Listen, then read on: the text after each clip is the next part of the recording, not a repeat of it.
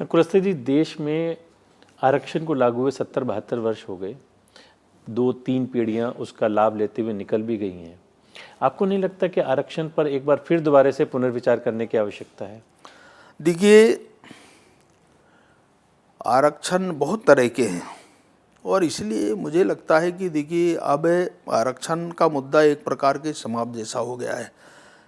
जो ट्राइबल के लिए आरक्षण है, हमारे अनुसूचित जाति के लोगों के लिए है, बैकवर्ड के लिए है और जो गरीब सामान्य निर्धन है उनके लिए आरक्षण है। तो आरक्षण तो अब सभी तरह के आम जो नागरिक हैं उनके लिए व्यवस्था हो गई। परंतु ये जो व्यवस्था थी एसटी और एससी के लिए, ये संविधान में ही इस प्रकार की व्यवस्था उस समय किया गया था कि एक आर्थिक स्थिति, ये जो आधार बनाया गया था, गरीबी और लोगों में एक प्रकार के जो असमंजसता की जो स्थिति थी, जंगल में रहना, पहाड़ में रहना, तो इस प्रकार की स्थिति थी और एकदम समाज से कटे हुए लोग थे, इसलिए इनको ये सहायता उस समय आरक्षण के रूप में दिया गया था।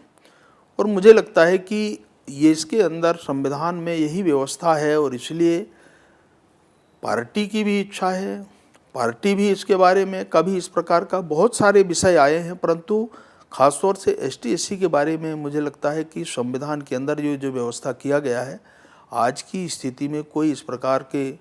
विचार करने की स्थिति में नहीं है। और इसलिए अलग अलग प्लेटफार्मों में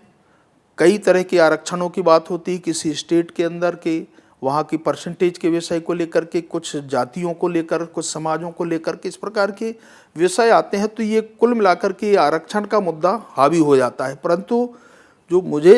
अभी तक ध्यान में आया कि संविधान में जो व्यवस्था विशेषकर 2 वर्गों के लिए जो किया गया है उसके बारे में कभी इस प्रकार की स्थिति नहीं बनी है और इसलिए ये मुझे लगता है कि ये यथावत स्थिति, क्योंकि अभी भी इनकी स्थिति के बारे में, आर्थिक हालात के बारे में अभी कोई स्थिति नहीं है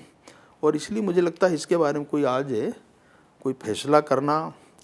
या भविष्य में इसके बारे में क्या परिस्थिति बनेगी, परंतु आज तक कोई हमारी पार्टी के अंदर इस प्रकार का कोई न तो संकेत है, न कोई इस प्रकार का निर्णय किया है। इसलिए ये अभी तक कंटिन्यू है